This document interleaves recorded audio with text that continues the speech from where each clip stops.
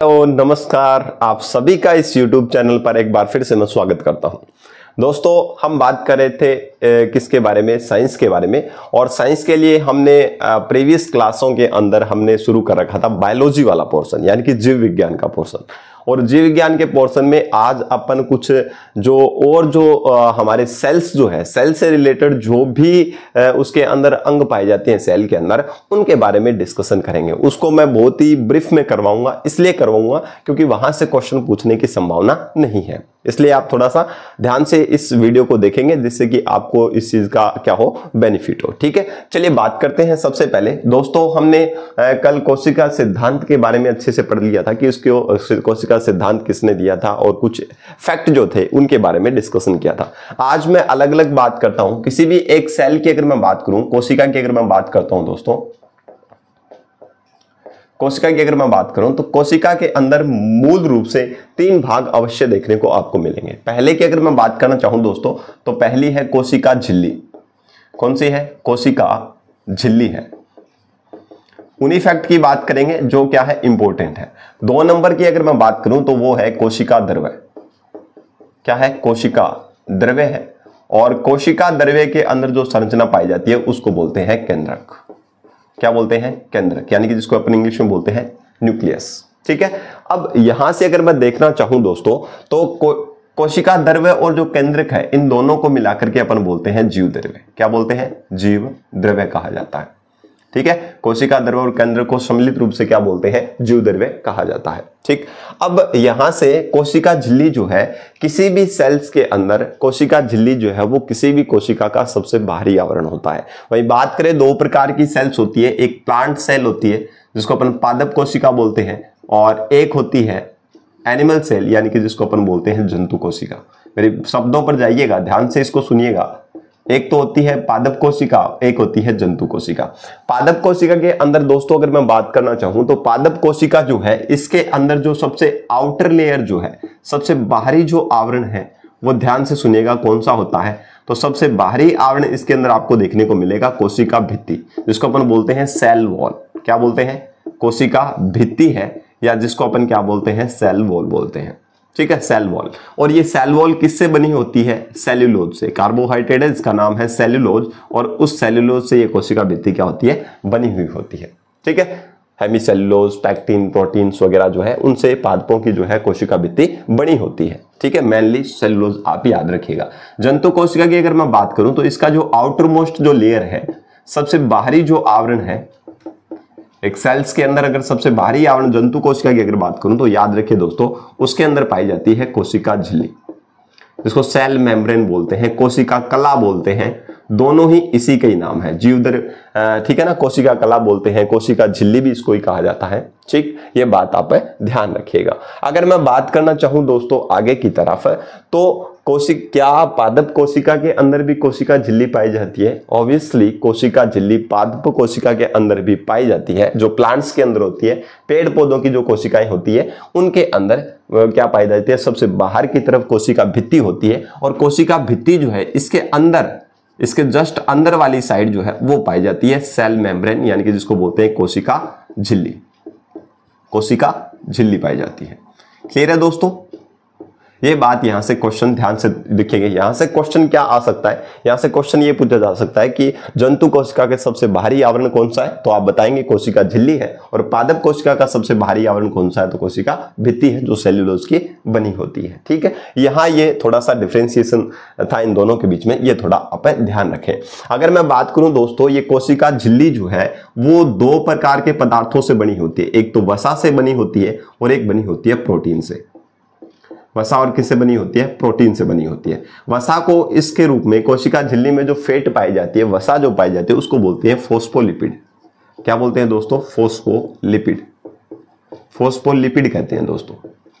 और ये जो फोस्फोलिपिड जो है, इसकी बाइलेयर होती है, यानी कि 2 स्तर होते हैं, 2 परतें होती है। और इसके अंदर जो है एक जो है परत, वो कौन सी पाई जाती है? प्रोटीन की पाई जाती है। ठीक है ना, तो याद रखिएगा, इसकी सिंगल लेयर होती है, एक परत पाई जाती है, और इसकी डबल लेयर पाई जाती है। तो याद रखिएगा, कोशिका झिल्ली किससे बनी होती है? फास्फोलिपिड और प्रोटीन से बनी होती है। ठीक है, ध्यान रख लोगे। फास्फोलिपिड और किससे बनी होती है? प्रोटीन से किसका निर्माण होता है? कोशिका झिल्ली का निर्माण होता है। क्लियर हो गई बात? यहां से जो इंपॉर्टेंट है वही करेंगे, इसके अलावा अपन कुछ नहीं पढ़ेंगे, ये आप थोड़ा सा ध्यान रखिएगा। कोशिका कला के बारे में अलग अलग थ्योरीज भी दी गई थी, अलग अलग सिद्धांत भी दिए गए थे, जिनमें से एक सिद्धांत 1972 में सिंगर और निकोलसन ने दिया था, तरल मोज़ेक मॉडल जिसको अपन बोलते हैं, वो वाला मॉडल है, परंतु ये क्वेश्चन पूछने की संभावना नहीं रहेगी। ठीक है, अब यहां से अगर मैं देखना चाहूं आगे की अगर बात करूं यहां से दोस्तों, तो याद रखिएगा कोशिका जो आपको दिखाई दे रहा है, कोशिका द्रव्य जो है, ये आप जानते ही हो, सेल के अंदर कोशिका झिल्ली जो है उसके अंदर की तरफ एक लिक्विड भरा रहता है, उसको बोलते हैं कोशिका द्रव्य। ठीक है, और उसी कोशिका द्रव्य के अंदर पाया जाता है, कौन पाया जाता है? न्यूक्लियस पाया जाता है, इसको अपन बोलते हैं केंद्रक। ठीक है, अब केंद्रक जो है याद रखिए दोस्तों, केंद्रक दो कंडीशन में, दो प्रकार की सेल्स में होता है। अगर केंद्रक के बाहर दोहरी झिल्ली है या झिल्ली युक्त केंद्रक है, तो उस सेल्स को बोलते हैं अपन यूकैरियोटिक सेल्स। कौन सी सेल बोलते हैं? यूकैरियोटिक सेल, यूकैरियोटिक सेल या यूकैरियोटिक कोशिका बोलते हैं। ठीक है, और जिसके बाहर, केंद्र के बाहर झिल्ली नहीं पाई जाती है, झिल्ली एब्सेंट होती है, प्रेजेंट नहीं होती है, उस सेल्स को बोलते हैं प्रोकैरियोटिक सेल। कौन सी सेल बोलते हैं? प्रोकैरियोटिक सेल, प्रोकैरियोटिक सेल कहते हैं। क्लियर हो गई बात सभी को? ठीक है, जिस कोशिका के केंद्र के बाहर है स्पष्ट झिल्ली दिखाई देती है, एक आप मान सकते हो सुस्पष्ट झिल्ली, बाहर की तरफ सुस्पष्ट है, यानी कि अच्छी तरीके से आप डिफरेंशिएट कर सको कि ये केंद्र की झिल्ली है। अगर वो केंद्र के बाहर की तरफ झिल्ली अगर वास्तव में प्रेजेंट होती है, वास्तव में दिखाई देती है, स्पष्ट दिखाई देती है, उस कोशिका को बोलते हैं यूकैरियोटिक सेल। और जिसके अंदर झिल्ली स्पष्ट दिखाई नहीं देती है उसको बोलते हैं प्रोकैरियोटिक सेल। किसके बारे में? केंद्रक के बारे में। ठीक है, ध्यान रख लोगे ये वाली बातें, ये बात क्लियर हो गई। अगर मैं बात करूं केंद्र की खोज की, अगर मैं बात करूं दोस्तों, तो केंद्र की खोज करने वाला एक वैज्ञानिक था जिसका नाम था, याद रखेगा, रॉबर्ट ब्राउन है। जैसे सेल की खोज रॉबर्ट हुक ने की थी, वैसे ही केंद्र की खोज करने वाला वैज्ञानिक है रॉबर्ट ब्राउन। ठीक है, ये ध्यान रखें। 1831 याद रखो तो ठीक है, नहीं याद रखो तो साइंटिस्ट का याद रखिए, रॉबर्ट ब्राउन है। कौन है? रॉबर्ट ब्राउन है। अब यहां से अगर मैं देखना चाहूं तो जो केंद्रक जो होता है, इसके अंदर बाइलेयर, डबल लेयर होती है बाहर की तरफ, और उसके अंदर कुछ छिद्र पाए जाते हैं, जिसके द्वारा केंद्र के अंदर जो पदार्थ है, प्रोटीन है या राइबोसोम है या केंद्रक द्रव्य जो है, वो कोशिका के अंदर आर पार आ जा सकते हैं। ठीक, ये वाली बात अपन ज्यादा डिटेल में नहीं जाएंगे। यहां से एक बात और याद रखिएगा, केंद्र के अंदर भी एक ठोस संरचना, अगर मैं इसको केंद्रक मानूं तो इसके अंदर भी एक ठोस संरचना पाई जाती है। ये सारा सेल के अंदर ही है, एक ठोस संरचना पाई जाती है, इसको बोलते हैं केंद्रिका, न्यूक्लियोल्स जिसको इंग्लिश में बोलते हैं केंद्रिका। और इस केंद्रिका को, जो केंद्र के अंदर प्रेजेंट है, इसकी खोज करने वाला जो वैज्ञानिक था उसका नाम था फोंटाना। क्या नाम था? फोंटाना था। ठीक है ना, उसकी खोज करने वाला वैज्ञानिक का नाम क्या था? फोंटाना था। ठीक, अब एक सेल्स के अंदर बहुत सारे कोशिकांग पाए जाते हैं, जिसमें आपने देखा होगा लाइसोसोम भी होता है, माइटोकॉन्ड्रिया होता है, हरित लौह भी जैसे पादप कोशिका के अंदर पाया जाता है, तो उनके बारे में अपन थोड़ा सा देख लेते हैं। ठीक है, एक बार इसका स्क्रीनशॉट ले ले। ठीक है, जहां से क्वेश्चन पूछेगा वहां से अपन डिटेल से बात कर रहे हैं, और इसके अलावा मैं आपको ज्यादा बर्डन नहीं दे रहा हूं। एक बार इसका स्क्रीनशॉट लें। इसके बाद अब हम पढ़ लेते हैं कुछ कोशिकांग के बारे में, और उन कोशिकांग के अंदर जो भी इंपॉर्टेंट फैक्ट्स हैं दोस्तों, मैं बार बार बोल रहा हूं, इंपॉर्टेंट फैक्ट की ही बात करूंगा। एक सेल के अंदर एक पाया जाता है माइटोकॉन्ड्रिया, कोशिका के अंग है वो। ठीक है ना, माइटोकॉन्ड्रिया पाया जाता है, माइटोकॉन्ड्रिया। एक सेल के अंदर क्या पाया जाता है? माइटोकॉन्ड्रिया पाया जाता है। ठीक है, कोशिका के अंदर एक और पाया जाता है, इसको बोलते हैं लाइसोसोम। सभी को एक साथ ही करवा दूंगा मैं, जो इंपॉर्टेंट है वो चीजें। लाइसोसोम, लाइसोसोम, इसी को बोलते हैं लैनकाय, लैनकाय। ठीक, एक होता है सेल के अंदर, एक होती है ER, एंडोप्लाज्मिक रेटिकुलम, जिसको बोलते हैं अंतः प्रद्रवी जालिका, अंतः प्रद्रवी जालिका, एंडोप्लाज्मिक रेटिकुलम। क्लियर है बात सभी को? ये वाली बात है। ठीक, अब माइटोकॉन्ड्रिया, लाइसोसोम और अंतःप्रद्रवी, इन तीनों के बारे में डिटेल से बात करते हैं दोस्तों। माइटोकॉन्ड्रिया जो है, इसका उपनाम जो है वो है, याद रखिएगा, उपनाम याद रखिए, इसको बोलते हैं सूत्र कणिका, सूत्र कणिका इसको कहा जाता है दोस्तों। ठीक है, क्या कहा जाता है? सूत्र कणिका इसको कहा जाता है। नेक्स्ट अगर मैं बात करना चाहूं यहां दोस्तों, माइटोकॉन्ड्रिया जो है, इसकी जो खोज की थी कोलिकर याद रखें ना, कोलिकर, क्या नाम याद रखेंगे? कोलिकर नाम आप याद रखेंगे। मेन काम क्या है, ये बॉडी के अंदर होता है, इसका काम क्या है, इसके अंदर ऊर्जा का फॉर्मेशन होता है, ऊर्जा बनती है, और ये ऊर्जा बनती है एटीपी के रूप में। किसके रूप में बनती है? एटीपी के रूप में। और इसे कोशिका की ऊर्जा मुद्रा भी कहते हैं, कोशिका की ऊर्जा मुद्रा, यानी कि एनर्जी करेंसी है ये। सेल की क्या है? एनर्जी करेंसी है, ऊर्जा मुद्रा जिसको बोलते हैं। क्या नाम है उसका? एटीपी है। और ये किसके अंदर बनती है? माइटोकॉन्ड्रिया में। क्यों बनती है? ये बनती है वायवीय शोषण के दौरान, क्योंकि माइटोकॉन्ड्रिया में वायवीय शोषण होता है, एरोबिक रेस्पिरेशन होता है, जिसकी वजह से यहां पर क्या होता है? एनर्जी का प्रोडक्शन होता है। ठीक है, और एनर्जी किस रूप में बनती है? एटीपी के रूप में। एटीपी का पूरा नाम याद रखिए, ए का है एडिनोसिन, एडिनोसिन, टी का है दोस्तों ट्राई, और पी का है फॉस्फेट, एडिनोसिन ट्राई फॉस्फेट। तो इसका पूरा नाम याद रखिएगा, क्या नाम याद रखेंगे? एडिनोसिन ट्राइफॉस्फेट एटीपी का नाम है, जो माइटोकॉन्ड्रिया में प्रोड्यूस होती है, निर्माण होता है, और इसी माइटोकॉन्ड्रिया के थ्रू हमारे बॉडी के अंदर जो भी सेल्स है उनको एनर्जी क्या की जाती है? क्या किया जाता है? डिस्ट्रीब्यूट की जाती है, या फिर एनर्जी दी जाती है। यानी कि किसी भी कोशिका को एनर्जी की अगर रिक्रूटमेंट होती है, जरूरत होती है, तो माइटोकॉन्ड्रिया उस सेल को क्या प्रोवाइड करवाएगा? एनर्जी प्रोवाइड करवाएगा। जिस प्रकार से हमारे घरों के अंदर बिजली आती है दोस्तों, ठीक है, बिजली घर से आती है, ठीक है ना, जो आती है लाइट हाउस से आती है, वैसे ही एक सेल्स को एनर्जी देने का काम कौन करता है? माइटोकॉन्ड्रिया करता है दोस्तों। ठीक है, इसलिए इसे पावर हाउस ऑफ सेल कहते हैं। इसका उपनाम की अगर मैं बात करूं, दूसरा नाम जो है इसको किस नाम से जाना जाता है? इसको बोलते हैं पावर हाउस ऑफ सेल, यानी कि हिंदी में अगर बात करें तो कोशिका का शक्ति ग्रह। कोशिका का क्या कहते हैं? शक्ति ग्रह, या बिजली घर भी आप इसको मान सकते हो, शक्ति ग्रह मान सकते हो, या फिर इसको बिजली ग्रह। बिजली घर से जैसे बिजली आती है, सेम वैसी ही सिचुएशन में एक सेल को एनर्जी कौन देता है? तो याद रखें माइटोकॉन्ड्रिया।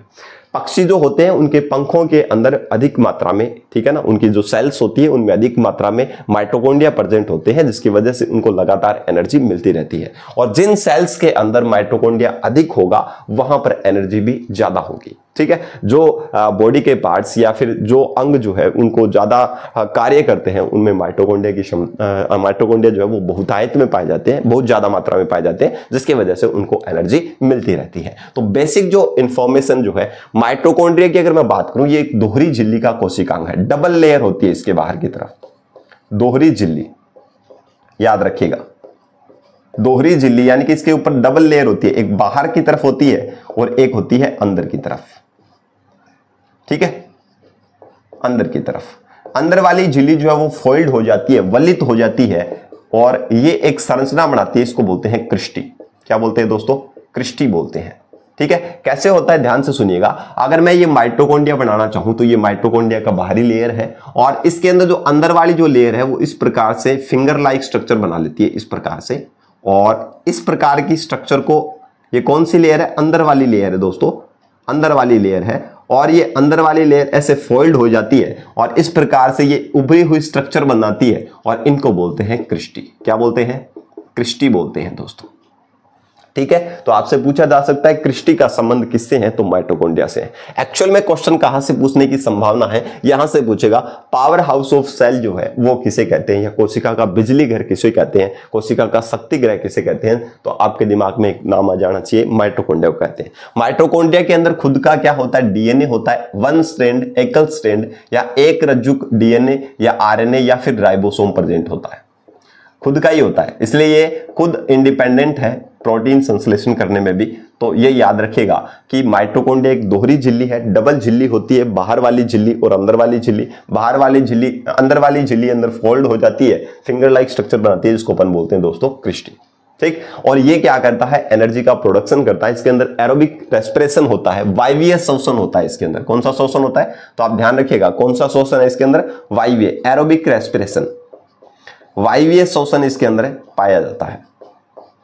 ऑक्सीजन की प्रेजेंस में यहां पर रेस्पिरेशन होता है, वायवीय श्वसन, जिसके दौरान क्या होती है? एनर्जी का प्रोडक्शन होता है। एनर्जी किस रूप में बनती है? एटीपी के रूप में। एटीपी का पूरा नाम है, ए का एडिनोसिन, टी का ट्राई और पी का मतलब फॉस्फेट। और इसे कोशिका की ऊर्जा करेंसी बोलते हैं, एनर्जी करेंसी बोलते हैं, ऊर्जा मुद्रा कहा जाता है। ठीक है, और यही क्या करता है, सेल को एनर्जी प्रोवाइड करवाते हैं, इसलिए इसके power house of a cell भी कहा जाता है। बस इतना याद रखेंगे, काफी एक काम चल जाएगा आपका। ठीक है, चलिए आगे। चलिए दोस्तों, यहां से बात करूं दोस्तों लेन का, या जिसको बोलते हैं लाइसोसोम, एकल झिल्ली से घिरा होता है, सिंगल लेयर होती है इसके बाहर की तरफ, और इसके अंदर क्या होता है दोस्तों, जैसे मान लो ये लाइसोसोम है और इसके बाहर की तरफ सिंगल लेयर होती है। सिंगल लेयर का मतलब एक ही झिल्ली पाई जाती है, सिंगल लेयर प्रेजेंट होती है बाहर की तरफ, और इसके अंदर दोस्तों क्या होगा, कुछ एंजाइम्स पाए जाएंगे। इसके अंदर कुछ एंजाइम्स पाए जाएंगे, हाइड्रोलाइटिक एंजाइम्स होते हैं ये एंजाइम्स, जिनको अपन बोलते हैं हाइड्रोलाइटिक एंजाइम्स। हाइड्रोलाइटिक हिंदी में लिख देता हूं, जल अपघटनीय एंजाइम, जल अपघटनीय एंजाइम पाए जाते हैं, एंजाइम। ठीक है, ये ध्यान रखें।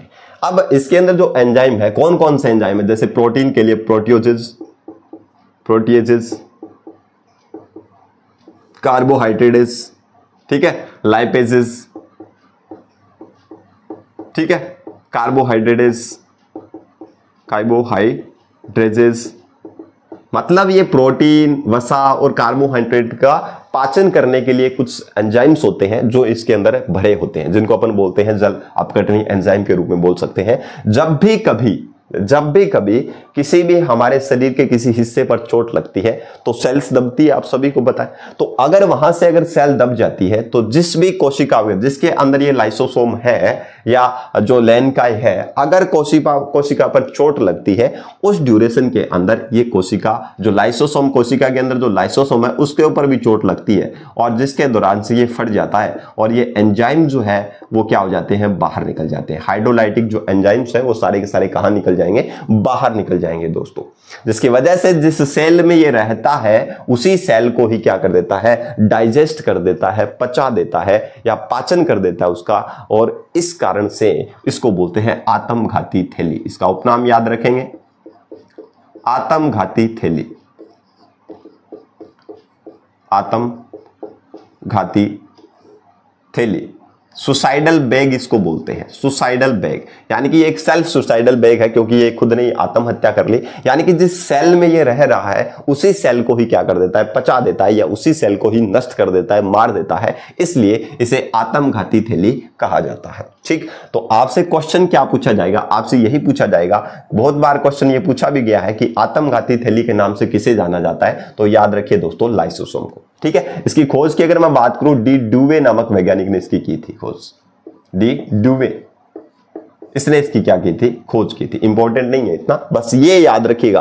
आत्मघाती थैली क्यों कहते हैं, आत्मघाती थैली इसको कहा जाता है क्योंकि इसके अंदर हाइड्रोलाइटिक एंजाइम्स पाए जाते हैं। जब सेल के ऊपर चोट लगती है तो ये भी सेल्स के क्या हो जाते हैं, ये जो एंजाइम्स है ये क्या हो जाते हैं, ये इसके टूटने से बाहर आ जाते हैं, और ये जिस कोशिका में रहता है उसी को क्या कर देता है, डाइजेस्ट कर देता है, पचा देता है, इसलिए इसे आत्मघाती थैली कहा जाता है। चलिए बात करते हैं एंडोप्लाज्मिक रेटिकुलम। किसी भी सेल के अंदर बात करूं, अगर ये सेल मानता हूं मैं, ध्यान से सुनिएगा दोस्तों, अगर ये कोई सेल है, कोशिका है, क्योंकि हमारे शरीर की सबसे छोटी इकाई, smallest unit of human body, या फिर स्मॉलेस्ट यूनिट ऑफ बॉडी किसी भी जीव की अगर बात करूं तो सबसे छोटी इकाई का नाम है कोशिका। अगर ये कोशिका बात करूं तो सेंटर के अंदर अगर बात करें तो यहां पर है न्यूक्लियस, जिसको अपन बोलते हैं केंद्रक, जिसकी खोज किसने की थी, रॉबर्ट ब्राउन ने की थी, और इसके अंदर एक सॉलिड स्ट्रक्चर पाई जाती है, एक ठोस संरचना पाई जाती है, इसको बोलते हैं केंद्रिका, जिसके बारे में अपन ने बात की थी, फोंटाना ने इसकी खोज की थी। और इसके अंदर क्या पाए जाते हैं, क्रोमोसोम्स पाए जाते हैं, अनुवांशिक पदार्थ के रूप में एक जटिल संरचनाएं पाई जाती है, अनुवांशिक पदार्थ, धागेनुमा संरचनाएं, इनको बोलते हैं क्रोमोसोम्स, यानी कि जिनको बोलते हैं गुणसूत्र, और जिनको गुणसूत्र को देखा था पहली बार फ्लेमिंग ने। ठीक है, अब यहां से अगर मैं देखूं तो ये न्यूक्लियस के बाहर की तरफ इस प्रकार की कुछ स्ट्रक्चर दिखाई देती है, जो प्लाज्मा झिल्ली यानी कि अंदर की तरफ जो कोशिका झिल्ली जो है उससे क्या होती है, कनेक्टेड रहती है, ठीक है ना, उस तक चली जाती है ये, तो इनको बोलते हैं एंडोप्लाज्मिक रेटिकुलम। कहां पर लगी रहती है, केंद्र के बाहरी आउटर मोस्ट साइड जो है, बाहर वाली जो सतह है उसके ऊपर इस तरीके की नलिकाओं के रूप में यह संरचना होती है, इनको बोलते हैं अंतःपरद्रवी जालिका। दोस्तों अंतःपरद्रवी जालिका दो प्रकार की होती है। कितने प्रकार की होती है, दो। एक होती है स्मूथ एंडोप्लाज्मिक रेटिकुलम, जिसको अपन बोलते हैं चिकनी अंतःपरद्रवी जालिका, मैं बात करूंगा दोनों की। एक को बोलते हैं रफ एंडोप्लाज्मिक रेटिकुलम, जिसको अपन बोलते हैं दोस्तों खुरदरी, खुरदरी अंतरपर्दवी जालिका। ठीक है, अब स्मूथ और इसके अंदर डिफरेंस क्या है? देखिए दोस्तों, कुछ एंडोप्लाज्मिक रेटिकुलम ये है जिनके ऊपर क्या पाया जाता है, छोटे छोटे कण पाए जाते हैं। दोस्तों ये छोटे छोटे कण जो है इनको बोलते हैं राइबोसोम। क्या बोलते हैं? राइबोसोम। राइबोसोम। और इन राइबोसोम की अगर खोज की बात करें तो इनको याद रखिएगा, इनकी खोज की थी पेलेड नामक वैज्ञानिक ने की थी। किसने की थी दोस्तों? राइबोसोम की खोज की पूछे तो क्या याद रखेंगे? पेलेड ने की थी। और इनको राइबोसोम नाम किसने दिया था तो याद रखिएगा, वो नाम है क्लॉड। नाम दिया क्लॉड ने, खोज की थी किसने? पेलेड ने की थी। ठीक है ना। तो इस अंतःपर्द जालिका की सतह पर छोटे छोटे कणनुमा संरचना पाई जाती है जिसको अपन बोलते हैं राइबोसोम। ठीक। और राइबोसोम का मेनली जो काम है, फंक्शन जो है वो है प्रोटीन का निर्माण करना। किसका निर्माण करना? प्रोटीन। यानी कि इसके ऊपर जो खुरदरी वाली पर क्या प्रेजेंट होगा? राइबोसोम प्रेजेंट होंगे दोस्तों। क्या प्रेजेंट होंगे? राइबोसोम प्रेजेंट होंगे, उपस्थित होंगे। और ये राइबोसोम ही क्या करते हैं? प्रोटीन का सिंथेसिस, यानी कि प्रोटीन का संश्लेषण या प्रोटीन का निर्माण करते हैं। प्रोटीन निर्माण में क्या करते हैं? सहायता। तो याद रखिएगा, जो खुरदरी अंतःपर्द जालिका है जिसके ऊपर राइबोसोम प्रेजेंट है वो प्रोटीन का क्या करेगी? निर्माण करने में सहायता करेगी। स्मूथ की अगर मैं बात करूं, ऐसी क्या होती है? अंतःपर्द जालिका होती है जिसकी सतह पर कोई भी कण नहीं पाए जाते हैं। ये वाली अगर बात करूं, कुछ भी कण नहीं है, तो इसको बोलते हैं चिकनी अंतःपर्द जालिका। कौन सी? चिकनी, जिसको अपन बोलते हैं स्मूथ एंडोप्लाज्मिक रेटिकुलम। दोस्तों इसके ऊपर क्या नहीं है? ऑब्वियसली चिकनी क्यों है? क्योंकि इसके अंदर छोटे कण प्रेजेंट नहीं है जिनको अपन बोल रहे हैं ribosome. Ribosome is not present on smooth endoplasmic reticulum. ठीक है, तो याद रखिएगा कि राइबोसोम के जो है वो चिकनी अंतःपर्द जालिका पर उपस्थित नहीं है, एब्सेंट है, जिसकी वजह से इसका काम है वसा का संश्लेषण करना। लिपिड है या वसा जो है इसका सिंथेसिस करने का या निर्माण करने का या संश्लेषण करने का काम कौन करती है? तो याद रखिएगा कौन करती है? चिकनी अंतःपर्द जालिका करती है। ठीक है, इतना याद रखेंगे काफी है। समझ रहे हो मेरी बात को?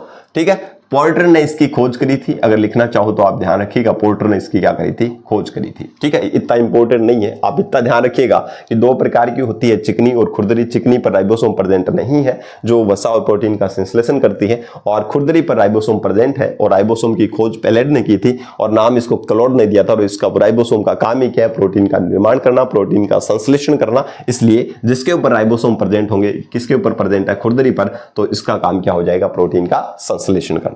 ठीक है, एक बार इसका आप स्क्रीनशॉट लें। तीनों मैंने आपको अच्छे से करवा दिए, एक बार आप इसका स्क्रीनशॉट ले लें और फिर वापस से रिकॉल करके आप देख लेना, क्योंकि ये रिवीजन क्लास है। तो रिवीजन क्लास के अकॉर्डिंग जो इंपॉर्टेंट फैक्ट्स है वही मैं करवा रहा हूं। ठीक है, चलिए आगे चलते हैं दोस्तों।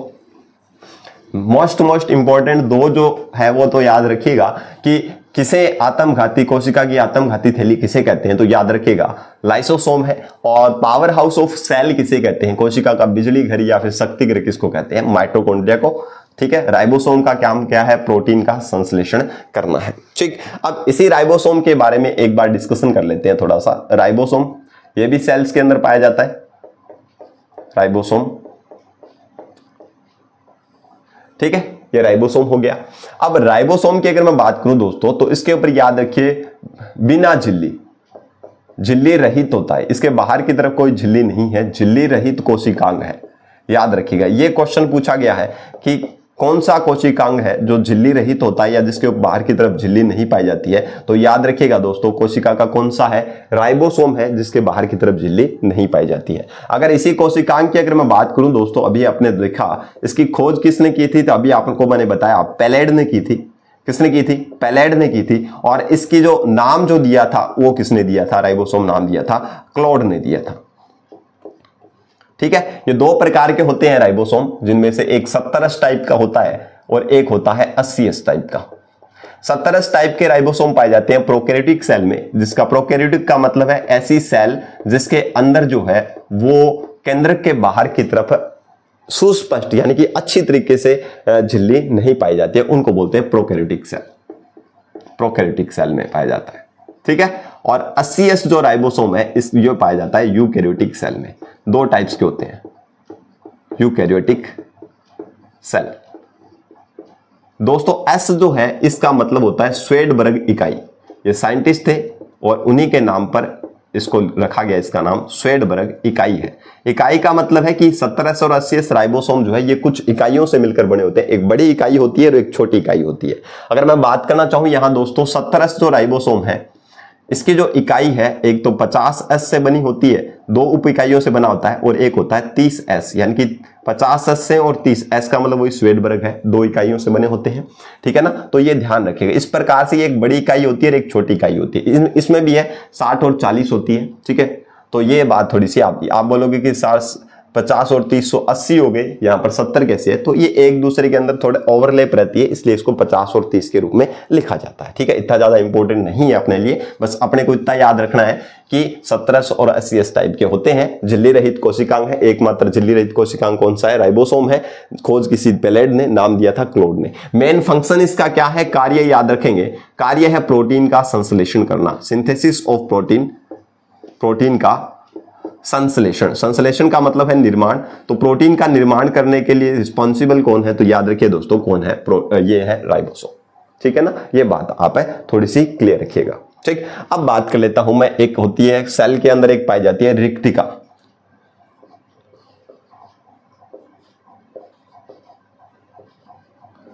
रिक्तिका की पाई जाती है, ठीक। रिक्तिका का मतलब है जैसे मान लो इसके अंदर कुछ क्या होती है, सेल्स के अंदर क्या होती है, जो सेल जो होती है इसके अंदर क्या होती है, एक वैक्यूल्स पाई जाती है इस प्रकार की, खाली, ठीक है ना, संरचना, जिसके अंदर से रस भरा रहता है, इसके अंदर पानी भी भरा रहता है, इसके अंदर खाद्य पदार्थ भी भरे रहते हैं, या फिर अन्य उत्सर्जित पदार्थ भी इसके अंदर भरे रहते हैं। सेल के अंदर रिक्तिका पाई जाती है।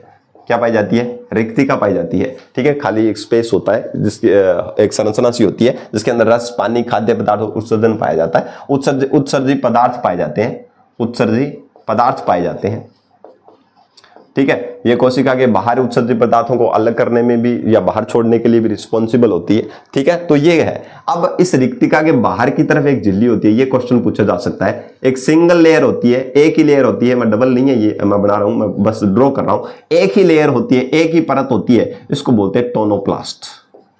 ये याद रखिएगा, ये क्वेश्चन पूछ लेता है कई बार। रिक्तिका के बाहर की तरफ आवरण को क्या कहते हैं? टोनोप्लास्ट झिल्ली कहते हैं। क्या कहते हैं? टोनोप्लास्ट झिल्ली कहते हैं, ठीक है। राइबोसोम मैंने करवा दिया आपको, वो भी करवा दिया, ठीक है। अब एक चीज और पढ़ लेते हैं दोस्तों, हरित लवक की बात कर लेता हूं, लवक की बात कर लेते हैं। लवक क्या है दोस्तों? लवक जो होते हैं वो क्या है, जिसको इंग्लिश में बोलते हैं प्लास्टिड। क्या बोलते हैं? प्लास्टिड। ये पादपों में पाए जाते हैं। किसमें पाए जाते हैं? पादप में पाए जाते हैं। और एक प्रोटोजोआ जीव है, ठीक है, प्रोकैरियोटिक जीव है जिसका नाम है युग्लिना, उसके अंदर भी आपको देखने को मिलेगा, ठीक है। ये क्वेश्चन नहीं पूछेगा यहां से, लवक के बारे में बता रहा हूं। लवक के 3 प्रकार के होते हैं लवक। एक होता है कौन सा? हरित लवक। एक होता है वर्णी लवक और एक होता है अवर्णी लवक। वर्णी लवक रंगीन होते हैं, अलग अलग रंग के होते हैं, इसके अंदर कैरोटीन, जेंथोफिल, ठीक है, इस प्रकार के होते हैं, जिसके कारण से पादपों का रंग जो है वो नीला, नारंगी इस प्रकार से होता है, ठीक है ना। तो ये रंगीन होते हैं वर्णी लवक। अवर्णी लवक जो है ये क्या होते हैं? रंगहीन होते हैं, जिसके अंदर कोई भी रंग नहीं होता, रंगहीन होते हैं। और ये मंडलवक, ये मंडलवक के रूप में होते हैं, जिसके अंदर से क्या होता है? स्टार्च का संग्रह होता है, स्टार्च संग्रहित करते हैं ये, ठीक है। ये तेल लवक के रूप में भी होते हैं, तेल लवक, जिसके अंदर से वसा और तेल जो है वो संचित रहते हैं, वसा और तेल जो है वो इकट्ठा रखते हैं। इनका काम मेनली है पदार्थों को संचित रखना अपने अंदर, ठीक है। तो ये याद रखिएगा, मंडलवक भी होते हैं, तेल लवक भी होते हैं, ठीक है। यानी कि ये पदार्थों को इकट्ठा करने का जो है वो काम करते हैं। जैसे आलू के अंदर होता है मंड, होता है स्टार्च होता है जिसको बोलते हैं, ठीक है, वो मंडलवक के अंदर क्या होता है? स्टोर हो जाता है। हरित लवक की अगर मैं बात करूं तो इसके अंदर एक वर्णक पाया जाता है पर्णहरित नाम से, पर्णहरित, जिसके कारण से पत्तियों का रंग क्या होता है? हरा होता है दोस्तों, ठीक है। ये लवक होता है, पादपों के अंदर पाया जाता है, हरित लवक पत्तियों के अंदर, और इसके अंदर एक वर्णक होता है जिसका नाम है पर्णहरित। पर्णहरित जो है इसके अंदर एक धातु पाई जाती है, उसका नाम है मैग्नीशियम धातु। कौन सी धातु है दोस्तों? मैग्नीशियम। और ये पर्णहरित की वजह से ही पौधे क्या करते हैं? फोटोसिंथेसिस करते हैं, प्रकाश संश्लेषण करते हैं दोस्तों। प्रकाश संश्लेषण का मतलब क्या है कि पौधे जो है वो सूर्य की प्रकाश में ठीक है ना। ये अपने 6ठी 7वीं क्लास में अपन पढ़ते हैं कि सूर्य के प्रकाश में कार्बन डाइऑक्साइड का उपयोग करके, जल का उपयोग करके क्या करते हैं, पौधे भोजन बनाते हैं और इसी प्रक्रिया को बोलते हैं प्रकाश संश्लेषण। और प्रकाश संश्लेषण की क्रिया किसमें होती है, हरित लौह के अंदर होती है, जिसमें पर्णहरित पाया जाता है और इसके अंदर जो धातु पाई जाती है वो कौन सी पाई जाती है, मैग्नीशियम धातु पाई जाती है। तो ये कुछ लवक के बारे में कुछ बेसिक इंफॉर्मेशन थी। ठीक, इसके अंदर भी लवक जो हरित लवक जो है जिसको अपन बोलते हैं हरित लवक, इसके अंदर भी ये भी दोहरी झिल्ली का कोशिकांग है, डबल झिल्ली है, दोहरी झिल्ली। एक माइटोकॉन्ड्रिया में हमने देखी दोहरी झिल्ली और एक इसमें देखी, इस हरित लवक में भी हमने देखी थी। ठीक है, तो ये आप थोड़ा सा इसका भी आप स्क्रीनशॉट ले सकते हैं। ठीक है, तो कोशिका के कुछ मुख्य जो कोशिकांग है उनके बारे में अपन डिटेल से बात कर रहे हैं दोस्तों। ठीक, चलो अब आगे। अब मेरे को नहीं लगता कि यहां से इसके अलावा कोई क्वेश्चन आपको बाहर से पूछा जाएगा। ठीक है, जो इंपॉर्टेंट थे वो मैं आपको करवा चुका हूं और इससे बाहर तो कुछ पूछने की संभावना ही नहीं है, क्योंकि 5 क्वेश्चन आने हैं और 5 क्वेश्चन में से कोई ज्यादा डीपली नहीं जाएगा इतना ज्यादा। ठीक है ना, तो आप इत्मीनान रखिएगा। अब यहां से अपन चल लेते हैं एक और नए टॉपिक की तरफ, जिसका नाम है अंतःस्रावी ग्रंथियां। अंतःस्रावी ग्रंथियां, इनके बारे में अपन डिटेल से बात कर लेते हैं। देखिए, इसको बोलते हैं एंडोक्राइन ग्लैंड, एंडोक्राइन ग्लैंड। ठीक है, एंडोक्राइन ग्लैंड। एंडोक्राइन ग्लैंड जो है या अंतःस्रावी ग्रंथि जो है, इनके तो फादर है वो एडिसन है। जनक कौन है इनके, इस साइंस के अंतःस्रावी ग्रंथियों से संबंधित जो साइंस है उसके जनक है एडिसन महोदय। कौन है, एडिसन है। अब एंडोक्रोनोलॉजी बोलते हैं इसको। ठीक है, अब अध्ययन को, और इसके अंदर अगर मैं बात करूं तो दोस्तों याद रखिएगा, इसमें नलिकाएं नहीं पाई जाती है, नलिका विहीन होती है ये। इनके अंदर किसी भी प्रकार की ट्यूब्स नहीं पाई जाती, नलिका विहीन होती है ये ग्रंथियां। और ये एक प्रकार का रासायनिक पदार्थ छोड़ती है। क्या छोड़ती है, एक प्रकार के रासायनिक पदार्थ का क्या करती है, स्त्राव करती है, छोड़ती है। और उस रासायनिक पदार्थ का नाम है हार्मोन। क्या नाम है दोस्तों, हार्मोन नाम है। क्या नाम है, हार्मोन नाम है, ये ध्यान रखिएगा। तो अंतःस्रावी ग्रंथियां नलिका विहीन होती है, जिसके अंदर खुद की कोई नलिका नहीं होती है, एंडोक्राइन ग्लैंड है, और ये एक रासायनिक पदार्थ का सिक्रेशन करती है, स्राव करती है, जिसका नाम है हार्मोन।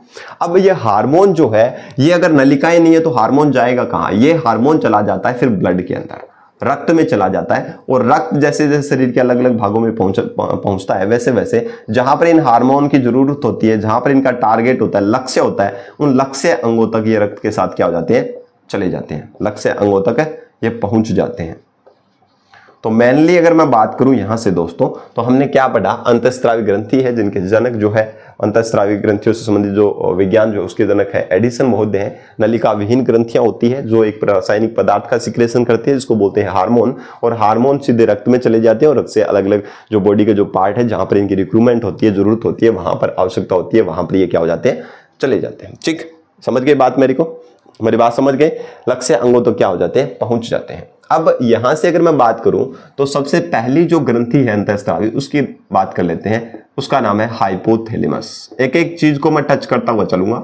हाइपोथैलेमस, हाइपोथैलेमस दोस्तों, हाइपोथैलेमस जो है, इसको अपन दूसरे नाम से हमने पहले भी पढ़ा था, मस्तिष्क वाले में मैंने पढ़ाया था आपको कि इसको मास्टर ऑफ मास्टर ग्रंथि कहते हैं। मास्टर ऑफ मास्टर, क्योंकि ये पीयूष ग्रंथि पर कंट्रोल करता है और पीयूष ग्रंथि को अपन मास्टर ग्रंथि कहते हैं, इसलिए इसको मास्टर ऑफ मास्टर या हेडमास्टर ग्रंथि इसको कहा जाता है। और इसका काम क्या है, ये 2 हार्मोन छोड़ती है, एक तो रिलीजिंग हार्मोन जिसको अपन मोचक हार्मोन बोलते हैं, और एक जो निरोधी हार्मोन बोलते हैं, इनहिबिशन हार्मोन जो है, निरोधी हार्मोन। 2 हार्मोन छोड़ती है ये हार्मोन्स है,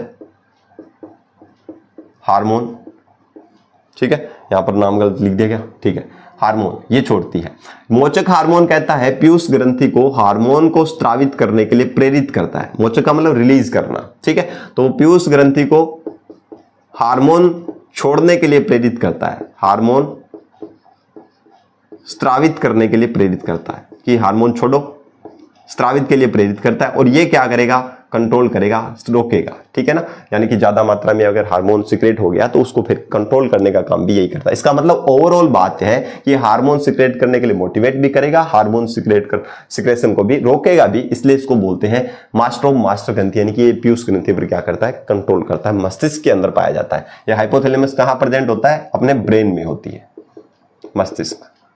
नेक्स्ट बात कर लेते हैं अपन एक और ग्रंथि जिसका नाम है, यहां से अगर मैं देखना चाहूं तो दोस्तों याद रखिए एक ग्रंथि है थायराइड ग्रंथि। कौन सी ग्रंथि है, थायराइड, थायराइड ग्रंथि। पीयूष ग्रंथि की बाद में बात करेंगे, थोड़ा सा बड़ा है, मैं आपको बताऊंगा। थायराइड ग्रंथि जो है दोस्तों वो हमारे गले के अंदर पाई जाती है। कहां पर पाई जाती है, गले में पाई जाती है। और इसका जो आकार है अंग्रेजी के एच आकार की होती है। कैसी होती है दोस्तों, अंग्रेजी के एच आकार की होती है। थायराइड ग्रंथि जो है इसकी अगर मैं बात करूं, इसका दूसरा नाम है अवट्टु ग्रंथि भी लिखा आता है कई बार। कौन सी ग्रंथि है दोस्तों, ये अवट्टु ग्रंथि भी है, कई बार ये नाम भी दे देता है तो अपन कंफ्यूजन में चले जाते हैं कि अवट्टु ग्रंथि कौन सी है, तो याद रखिए थायराइड ग्रंथि है। थायराइड ग्रंथि जो है इससे एक हार्मोन निकलता है दोस्तों, क्योंकि अंतःस्रावी ग्रंथि है, और इससे जो निकलने वाला जो हार्मोन है उसका नाम है थायरोक्सिन हार्मोन। कौन सा हार्मोन है, थायरोक्सिन हार्मोन, थायरोक्सिन हार्मोन है। अब इसकी कमी से रोग हो जाते हैं, ठीक है ना। कौन से रोग होते हैं इनके बारे में डिटेल से बात करते हैं दोस्तों। अगर थायरोक्सिन हार्मोन की कमी हो जाती है, दोस्तों ध्यान से सुनिएगा, थायरोक्सिन अगर हार्मोन जो है अगर ब्लड के अंदर इसकी कमी हो जाती है तो दोस्तों कुछ रोग हो जाते हैं, और उन रोगों में से मैं आपको बता देता हूं कौन कौन से रोग है। इससे होने वाला जो रोग है वो है, जो मोस्ट इंपॉर्टेंट जो रोग है वो गलकंड रोग है। कौन सा रोग है, गलकंड रोग है, गलकंड रोग, जिसको अपन बोलते हैं घेंगा रोग, और इसी रोग को बोलते हैं अपन गोइटर रोग, गोइटर, ठीक है। इसके अंदर क्या होता है दोस्तों, इसके अंदर ये होता है कि थायरोक्सिन हार्मोन की जब शरीर में कमी हो जाती है तो गला जो है, हमारा जो गला है यानी कि एच आकार की जो ग्लैंड है, थायराइड ग्रंथि जो है वो क्या हो जाती है, फूल जाती है, तो गला सूजकर लटक जाता है, सूजकर लटक जाता है, ठीक है। गला सूजकर क्या हो जाता है, इस रोग में लटक जाता है, गलकंड रोग में।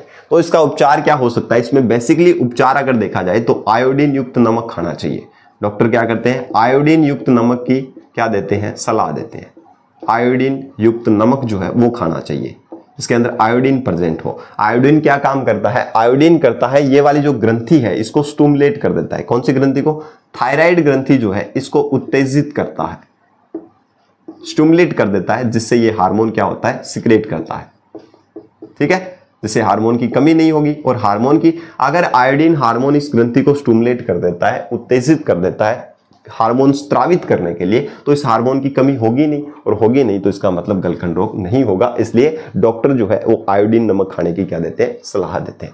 ये हार्मोन जो है ये क्या करता है, याद रखिएगा, थायरोक्सिन हार्मोन एक काम और करता है कि ये जो है उपापचय क्रिया को कंट्रोल करता है, उपापचय क्रिया करके, ठीक है, उपापचय क्रिया को बढ़ाता है। यानी कि मेटाबॉलिज्म जो रिएक्शन है भोजन के ऊपर, जो उपापचय क्रिया होती है भोजन को अपघटन करके, और उस प्रक्रिया के दौरान ऊर्जा को प्रोडक्शन करता है, ऊर्जा के प्रोडक्शन करने में भी सहायता करता है, ऊर्जा का निर्माण करता है। यानी कि भोजन जो है उस पर उपापचय क्रिया करके ऊर्जा निर्माण करने में भी क्या करता है, ये सहायता करता है, ठीक है। समझ आ गई बात सभी को। इससे भी कुछ रोग हो जाते हैं, अलग अलग प्रकार के रोग हो जाते हैं, जड़ वामनता वगैरह जो रोग है, मिक्सीमीडिया रोग है, हाशीमाटो रोग है, ठीक है ना, याद रखें। दूसरा वो जो रोग है वो भी याद रखें, हाशीमाटो रोग भी हो जाता है, हाशीमाटो रोग भी इसकी कमी से ही होता है, ठीक है। मिक्सीमीडिया हो गया, ठीक है, ये भी रोग इसलिए ही होता है, मिक्सीमीडिया, मिक्सीमीडिया,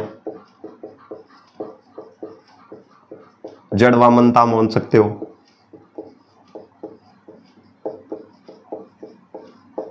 तो ये कुछ इससे होने वाले रोग हैं, ठीक है। तो इतना आप याद रखें, इसके अलावा आपसे कुछ नहीं पूछा जाएगा। एक बार वापस से रिकॉल करवाता हूं।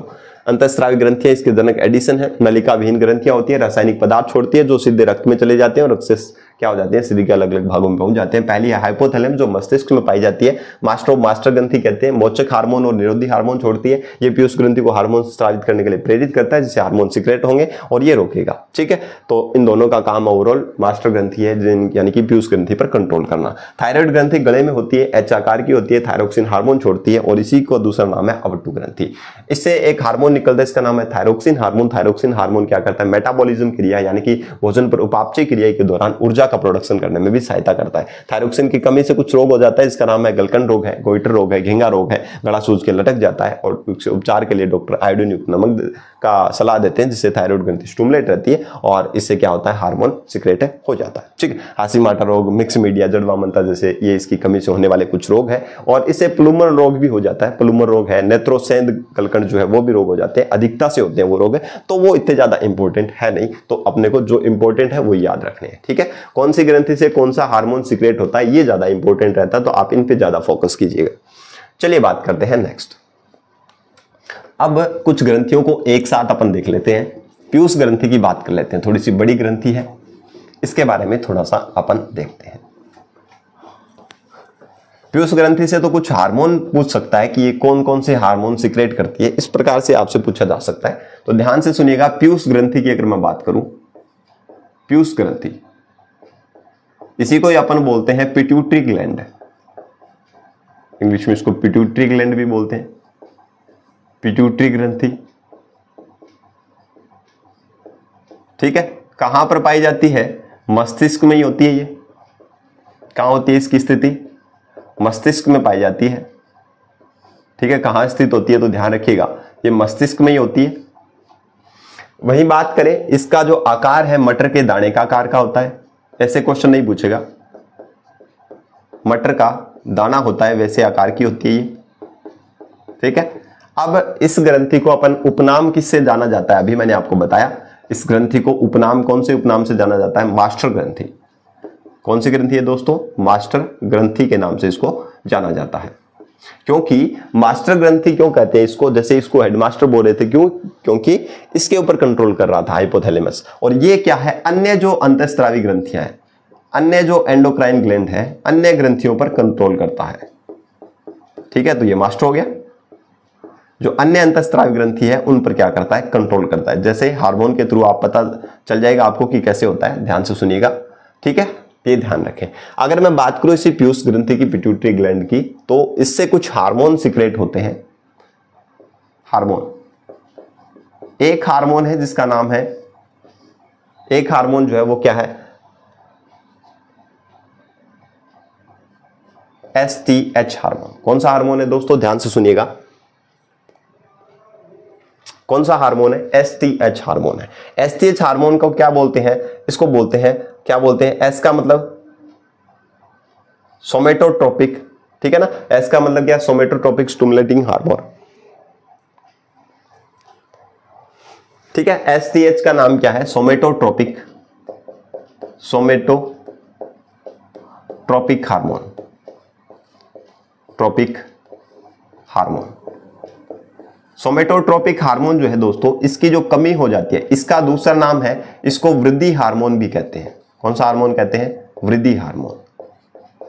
और इस वृद्धि हार्मोन की अगर कमी हो जाती है दोस्तों, तो इससे बोनापन आ जाता है, यानी कि व्यक्ति जो है या बच्चे जो है वो क्या हो जाते हैं, बोने हो जाते हैं, यानी कि ठिगने रह जाते हैं। उनकी लंबाई जो है, हाइट जो है वो क्या हो जाती है, कम हो जाती है, लंबाई कम हो जाती है। अगर इसी हार्मोन की वृद्धि हो जाए शरीर के अंदर, तो व्यक्ति में क्या आ जाता है, लंबापन आ जाता है या व्यक्ति की लंबाई बढ़ जाती है।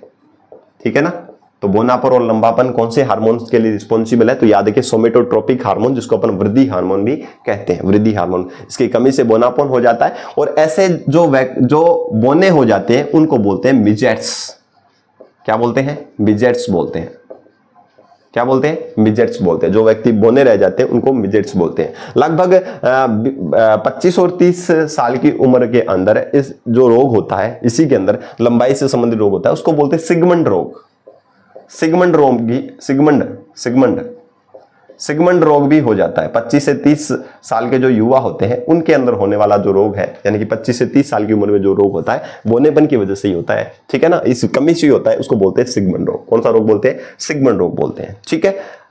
अब यहां से जो क्वेश्चन पूछने वाला था यहीं से यही पूछेगा, सोमेटोट्रोपिक हार्मोन जिसको वृद्धि हार्मोन बोलते हैं, इसकी कमी से कौन सा बोनापन आ जाता है और इसकी अधिकता से क्या जाता है, व्यक्ति लंबा हो जाता है। बस एसटीएच हार्मोन को याद रखिएगा। एक हार्मोन कौन सा है? एसटीएच हार्मोन है। इसके अलावा आप ज्यादा डीपली नहीं जाएंगे तो भी चलेगा, कुछ कोई दिक्कत वाली बात नहीं है, ठीक। अब एसटीएच के बाद में एक हार्मोन और याद रखिएगा, एक याद रखिएगा वेसोप्रेसिन हार्मोन। वेसोप्रेसिन हार्मोन, ये मूत्रलरोधी हार्मोन भी इसको कहते हैं, बस नाम याद रखिए, मूत्रलरोधी हार्मोन, मूत्रलरोधी हार्मोन, ठीक है। एक हार्मोन ये भी निकलता है। एक हार्मोन निकलता है ऑक्सीटोसिन हार्मोन, ये नाम याद रखिएगा, कई बार ये पूछ लेता है कि ये हार्मोन कौन सी ग्रंथि से स्रावित होता है, ऑक्सीटोसिन। दोस्तों ऑक्सीटोसिन हार्मोन जो है ये क्या काम करता है? ये काम करता है जब महिलाओं के अंदर प्रेगनेंसी होती है उस टाइम प्रसव पीड़ा जो उत्पन्न होती है, ठीक है ना, जब बच्चा जन्म लेना वाला होता है उस टाइम में प्रेगनेंसी जो पेन जो होता है उसके लिए रिस्पॉन्सिबल होता है, प्रसव पीड़ा उत्पन्न करता है, ये प्रसव पीड़ा उत्पन्न करता है, ठीक, ये बात ध्यान रखें। इसके बाद में एक हार्मोन और है जिसका नाम है एफएसएच हार्मोन, इसको बोलते हैं follicle stimulating hormone, follicle stimulating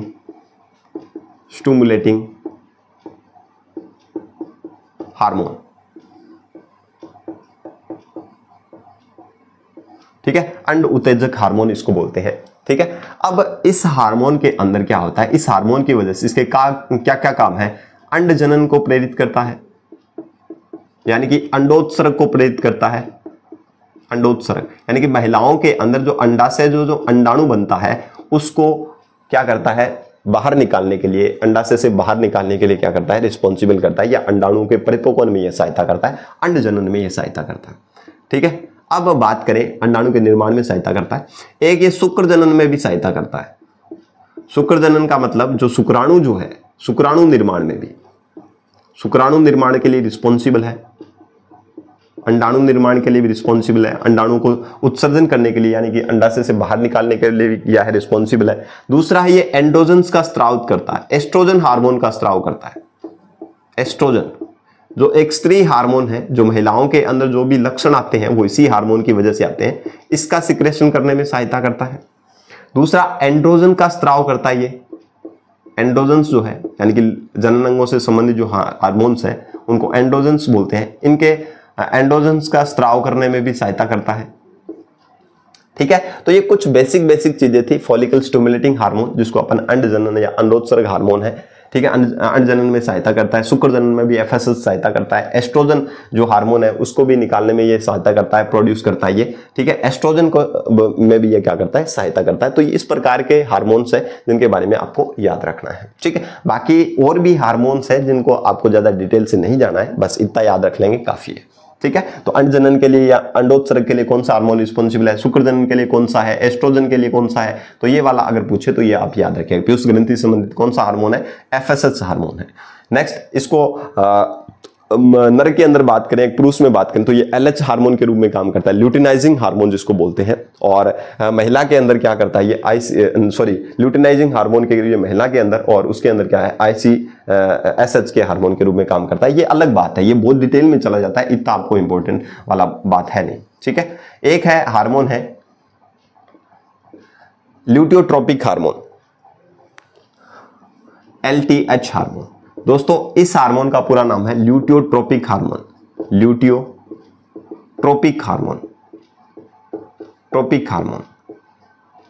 इतना ज्यादा डिटेल से नहीं जाएगा, मैं बता रहा हूं आपको, डिटेल से नहीं जाएगा, बस खाली याद रखिए कौन सा हार्मोन कौन सी ग्रंथि से सिक्रेट होता है, बस। इसका काम है स्तन ग्रंथियों का विकास करना। महिला के अंदर क्या करते हैं? स्तन जो है, ठीक है ना, उनका विकास करता है, स्तन ग्रंथि का विकास करता है, ठीक है। और दुग्ध जो है, दुग्ध ग्रंथियों का विकास करता है, दुग्ध ग्रंथियां, मेमरी जो ग्लैंड्स हैं, दुग्ध ग्रंथि जो है यानी कि जब महिला जो है बच्चे को फीडिंग करवाती है, पोषण देती है, तो दुग्ध की जरूरत होती है। तो दुग्ध ग्रंथियों का विकास करना, स्तनों की वृद्धि करना, उनको विकास करने में सहायता कौन करता है? तो याद के ल्यूटियोट्रोपिक हार्मोन करता है। ठीक है, ध्यान रख लोगे। एक हार्मोन होता है thyroid stimulating hormone, thyroid stimulating hormone, TSH, इसका नाम लिख लीजिएगा आप, थायराइड स्टिमुलेटिंग हार्मोन। ये थायराइड ग्रंथि को उत्तेजित करता है, थायरोक्सिन हार्मोन के लिए। थायराइड ग्रंथि, अब देख लो आप, हर ग्रंथि को क्या कर रहा है? ये कंट्रोल कर रहा है ना। ये कौन सी? पीयूष ग्रंथि। तो TSH हार्मोन भी छोड़ती है, इसको बोलते हैं थायराइड स्टिमुलेटिंग हार्मोन, जो थायराइड ग्रंथि को हार्मोन स्रावित करने के लिए प्रेरित करती है। एक हार्मोन है मिलेटोनिन ट्रोपिक हार्मोन, MTH, या melatonin stimulating hormone, MSH hormone. ठीक है, ये क्या करती है? मिलेटोनिन नामक एक हार्मोन छोड़ती है।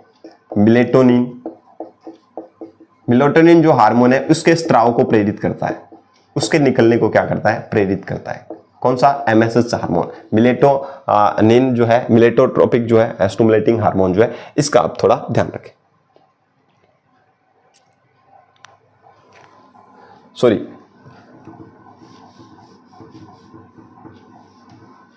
क्लियर हो जाएगी बात है, इतना याद रख लें, इसके अलावा आपसे कुछ भी नहीं पूछा जाएगा। ठीक है, पिट्यूटरी ग्रंथि है जिसको अपन पीयूष ग्रंथि बोलते हैं, मस्तिष्क में होती है, मटर के दाने के आकार के होते हैं, मास्टर ग्रंथि बोलते हैं क्योंकि अन्य ग्रंथियों पर कंट्रोल करती है। इससे हार्मोन निकलता है STH, सोमेटोट्रोपिक हार्मोन, जिसको वृद्धि हार्मोन कहते हैं। कमी से बोनापन हो जाता है और वृद्धि से लंबापन हो जाता है व्यक्ति में। वैसोप्रेसिन हार्मोन है जिसको मूत्ररोधी हार्मोन कहते हैं। ऑक्सीटोसिन हार्मोन प्रसव पीड़ा उत्पन्न कर देता है। FSH हार्मोन जो फॉलिकल स्टिमुलेटिंग हार्मोन है, इससे अंडजनन, शुक्रजनन, एस्ट्रोजन हार्मोन का स्त्राव होना, एंड्रोजन हार्मोन का स्त्राव होना, इन क्रियाओं को क्या करता है? प्रेरित करता है, स्टिमुलेट करता है। LTH हार्मोन ल्यूटियोट्रोपिक हार्मोन है जो स्तन ग्रंथि का विकास में सहायता करता है और दुग्ध ग्रंथियों को तैयार करता है बच्चे की फीडिंग के लिए। TSH हार्मोन है थायराइड ग्रंथि को क्या करता है? स्टिमुलेट करता है, इसलिए इसको बोलते हैं थायराइड स्टिमुलेटिंग हार्मोन, जो थायरोक्सिन हार्मोन का क्या करेगा? स्रावित करने के लिए ये प्रेरित करता है ये हार्मोन। ठीक है, तो ये आप इसका स्क्रीनशॉट ले लें।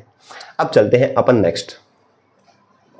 अब बड़ी बड़ी जो थी वो सारी की सारी हो गई है। अब जो जो इंपॉर्टेंट रही है एक एक नाम की, वो ध्यान से देख लीजिएगा।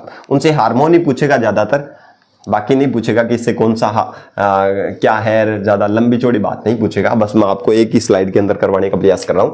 देखिए, एक ग्रंथि है जिसका नाम है थायराइड ग्रंथि, करवा दी, पीयूष करवाती, वो करवाई दी। ठीक है, अब एक ग्रंथि है जिसका नाम है, एक ग्रंथि है जिसका नाम है पैराथायरॉयड ग्रंथि, पैराथायरॉयड ग्रंथि। ठीक है, पैराथायरॉयड ग्रंथि। इस ग्रंथि से जो हार्मोन निकलता है इसको बोलते हैं पैराथॉर्मोन हार्मोन, पैराथॉर्मोन हार्मोन। ये स्रावित होता है इस ग्रंथि से। अंतःस्रावी ग्रंथि हार्मोन छोड़ती है, ये तो पता ही है। पैराथॉर्मोन हार्मोन जो है वो ब्लड के अंदर, रक्त में कैल्शियम की मात्रा को कंट्रोल रखता है। रक्त में कैल्शियम की मात्रा जो है उसको कंट्रोल रखेगा, मात्रा को क्या करेगा? कंट्रोल करेगा, नियंत्रित रखेगा, नियंत्रित करता है।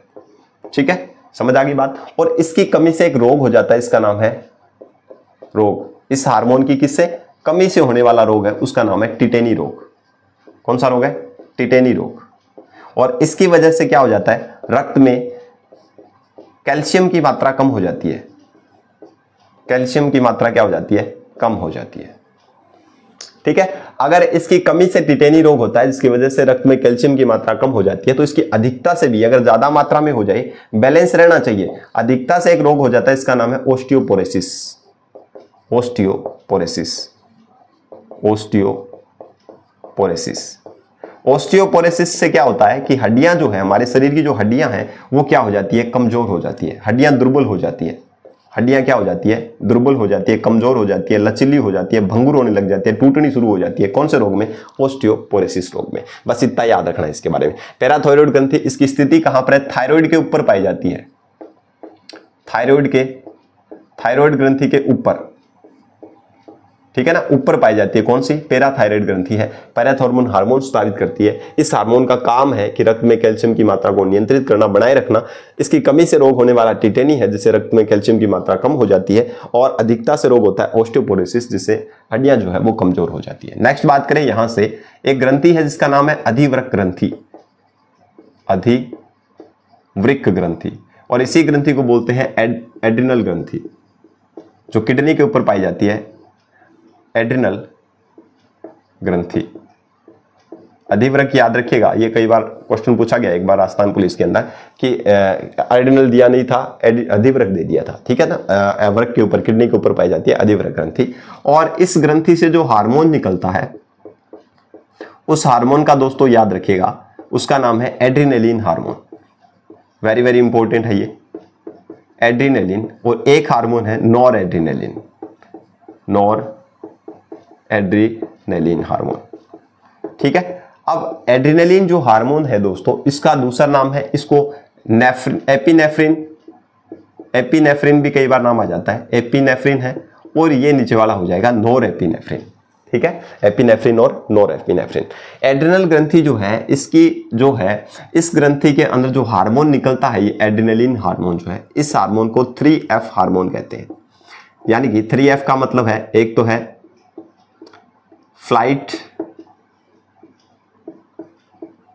फाइट, ठीक है, फ्लाइट है, फाइट है, एक है